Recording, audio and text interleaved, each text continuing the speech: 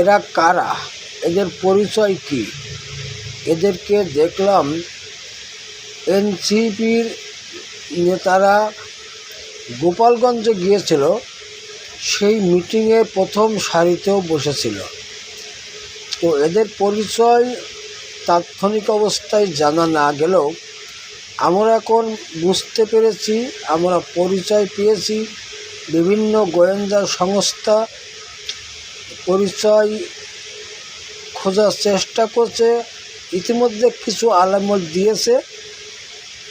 এই ব্যক্তিরা হাসনাত আবদুল্লাহ, সারজিৎ আলম সহ নাহিদদেরকে হত্যা করার উদ্দেশ্যে বাংলাদেশে এসেছে। এদেরকে আনা হয়েছে সারজিৎ আলম, হাসনাতদেরকে হত্যা করানোর জন্য। তো মানুষ কত বড় নোংরা, মানুষ কত বড় বিবেকহীন, স্বদেশের মানুষকে হত্যা করার জন্য ভিন দেশ থেকে মানুষ ভাড়া করে নিয়ে আসা হচ্ছে। এরা ইন্ডিয়ান, তামিলনাড়ু, এরা পেশাদারি খুনি।